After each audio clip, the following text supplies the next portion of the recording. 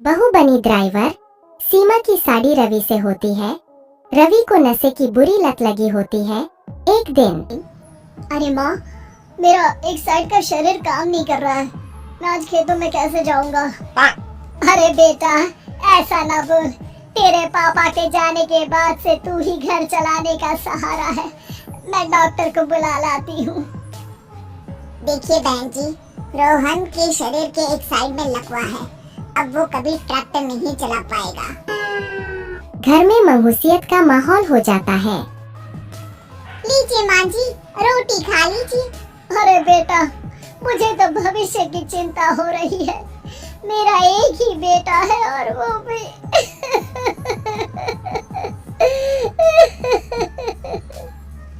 माँ जी, आप चिंता न करें। जब तक ये बीमार है मैं खेत जाकर काम कर लिया करूँगी। वैसे भी नशे के कारण इनका शरीर काफी कमजोर हो गया है। अगले दिन सीमा खेत में जाकर काम कर शाम को घर लौटती है। ये ले बेटा, पानी पी ले। कैसा रहा काम का पहला दिन? माँ जी, काम तो ठीक है, लेकिन मैं अगर ट्रैक्टर चलाना सीख लूँ ना तो काम और भी आसान हो जाएगा। अरे बेटा, दुनिया क्या कहेगी कि औरत होकर ट्रैक्टर चला रही है? माँ जी, या तो हमें दुनिया देख ले या अपना घर, कोई बात नहीं। जब ये ठीक हो जाएंगे तो सब ठीक हो जाएगा। अरे बहू, जरा बाहर तो आना। जी माँ जी। बहू, तेरे मामा जी आए हैं, तूने बुलाया था ना? हाँ माँ जी, वो मामा जी ना आज से मुझे ट्रैक्टर चलाना सीमा मामा जी से ट्रैक्टर चलाना सीखती है। वो मन लगाकर खेतों में काम करती है।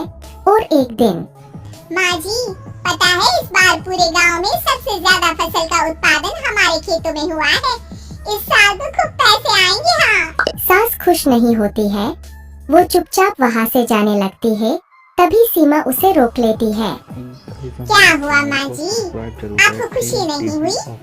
बेटा, आज डॉक्टर साहब बोल रहे थे कि रोहन के ठीक होने के लिए 5 लाख रुपए की जरूरत है। समझ नहीं आ रहा क्या करूं। सीमा शांत हो जाती है। अगले दिन सास सीमा के पास आती है। बेटा, ये मेरे गहने हैं। इसे अपने गहनों के साथ जोड़कर सुनार को दिया। जितने पैसे हो लिया, डॉक्टर को आज ही देने हैं। सीमा अपने गहने और सास के गहनों को लेकर दुकान में बेचकर पैसे लेकर घर आ जाती है। माँ जी, सिर्फ 3 लाख रुपए का ही इंतजाम हो पाया है।